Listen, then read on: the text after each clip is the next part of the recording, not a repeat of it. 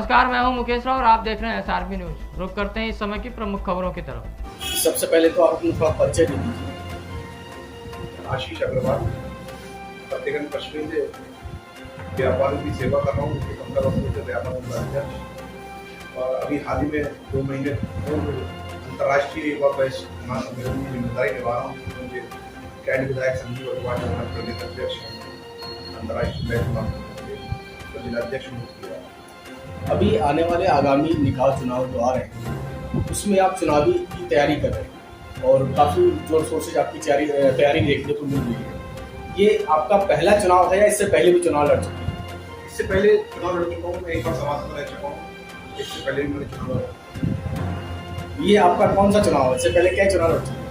एक बार मैं पहला चुनाव मैंने लड़ा था, सभासद का चुनाव में मैं सभासद हुआ था और दूसरा चुनाव में अध्यक्ष पद के लिए लड़ा था चेयरमैन।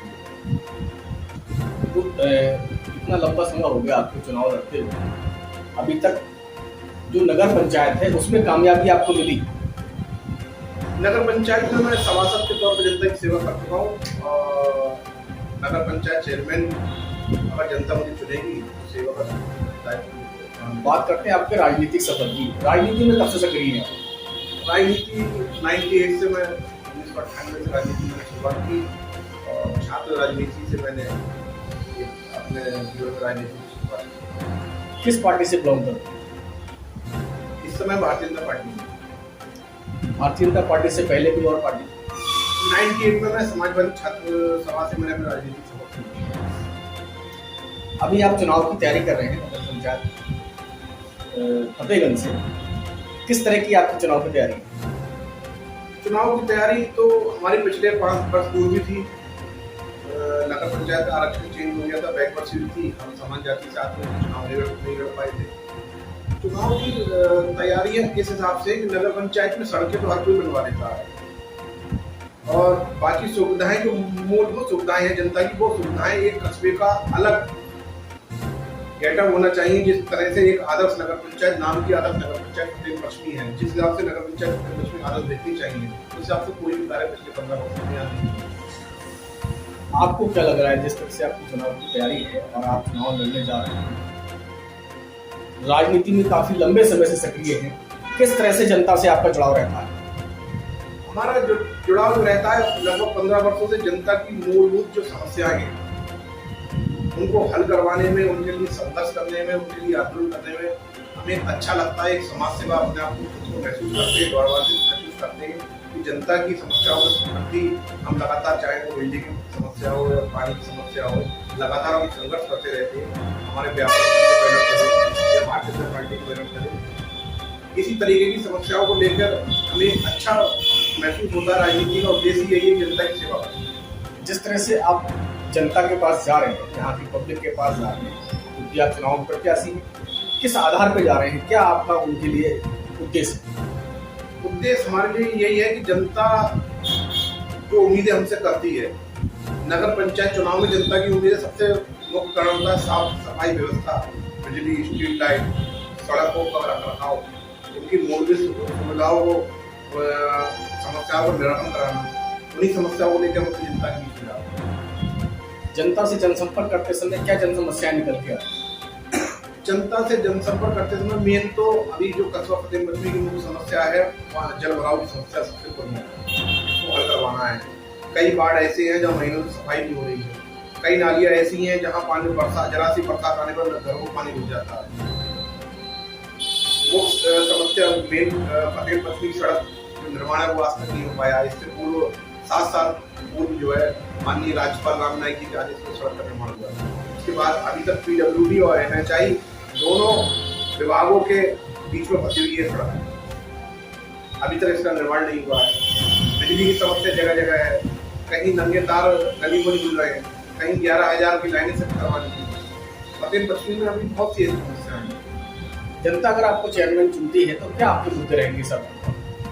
सर्वप्रथम नगर पंचायत मुद्दे का हमारा सफाई का मुद्दा रहेगा। स्वच्छ भारत स्वच्छ अभियान हमारे जो प्रधानमंत्री नरेंद्र मोदी जी का लक्ष्य है, जो वो चाहते हैं सबसे पहले स्वच्छ फतेहगंज पश्चिमी बनाए, ये हमारा मुख्य उद्देश्य है। यहाँ के युवाओं के लिए क्या सोचा है? युवाओं के लिए एक हमने आंदोलन छेड़ा है, जो हमारे फतेहगंज पश्चिम में जो रॉड फैक्ट्री है, जो 98 में बंद हो चुकी है 1998 में, उसकी 1300 एकड़ बेशकीमती भूमि है।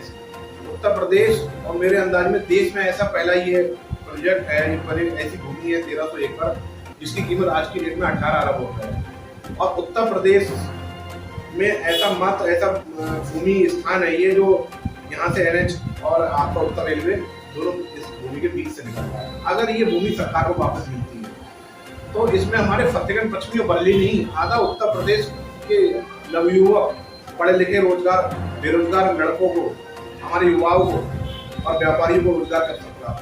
तो हमारा मुख्य उद्देश्य ये है कि अगर कैसे भी किसी भी तरीके से ये रॉड फैक्ट्री जमीन सरकार को वापस मिले और यहाँ पे उत्तराखंड की रुद्रपुर की सैदपुर की तरफ से नया उद्योग। बात करते हैं शिक्षा को लेकर, सबसे मेन चीज शिक्षा होती है आजकल छात्र छात्राओं के लिए, उसकी किस तरह की यहाँ व्यवस्था है? अगर आप चेयरमैन बनते हैं तो क्या बदलाव है?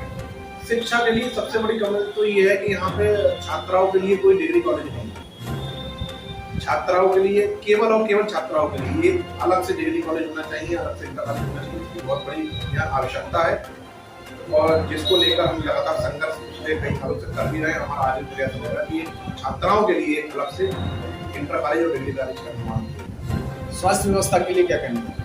स्वास्थ्य व्यवस्था के लिए फतेहगंज पश्चिमी में एक प्राथमिक स्वास्थ्य केंद्र था बिलाल रोड पे, अब वो फतेहगंज पश्चिमी से 1 किलोमीटर दूर खिड़का गांव में CSC बन रही है। लेकिन CSC बन रही, लोगों को उपचार मिल रहा है, लेकिन कस्बे के लोग 1 किलोमीटर दूर जाने पैदल नहीं जा सकते, गाँव में है, हाईवे किनारे है। इसलिए हम ये चाहेंगे कि फतेहगंज पश्चिमी में जो प्राथमिक स्वास्थ्य केंद्र बंद पड़ा हुआ है, उसकी सेवाएं हम दोबारा से शुरू करवाएं और वहाँ डॉक्टरों की तैनाती करवाकर नगर की जनता को उत्तर प्रदेश और केंद्र सरकार की सभी सरकारी योजनाओं का लाभ मिले। जिस तरह से नगर पंचायत में समाज सेवक के रूप में जाने जाते हैं, किस तरह की समाज सेवा आप करते हैं? लोगों की समस्याएं, मैं ये चाहता हूं कि जैसे हमारी सरकार प्रधानमंत्री आवास योजना दे रही है, प्रधानमंत्री आवास योजना के साथ साथ राशन की व्यवस्था है, पेंशन की व्यवस्था है, विधवा पेंशन की व्यवस्था है, वृद्धा पेंशन की व्यवस्था है। ये इन सारी सरकारी योजनाओं का एक कैंप लगाकर नगर पंचायत के द्वारा प्रत्येक उस व्यक्ति को ये सुविधा दी जाए जिसका वो पात्र है। क्या लगता है आपको क्या है ऐसे कुछ लाभार्थी है जिनको लाभ भी मिलता है? बहुत से भी लाभार्थी ऐसे रह रहे हैं। वैसे तो प्रधानमंत्री आवास योजना में अधिकतर माननीय प्रधानमंत्री के निर्देश पे हम मकान बन चुके हैं, लेकिन अभी भी काफी ऐसे लोग रहे हैं जो योजना से वंचित है। अगर हम चुनाव में जीतते हैं, जनता मौका देती है तो हम एक तहसील स्तर से, जिले स्तर से एक कैंप लगवाकर सरकारी योजनाओं को लाभ दिलाने के लिए भरपूर प्रयास करें। तो फिलहाल इस बुलेटिन में अभी तक के लिए इतना ही। मुझे दीजिए इजाज़त। नमस्कार।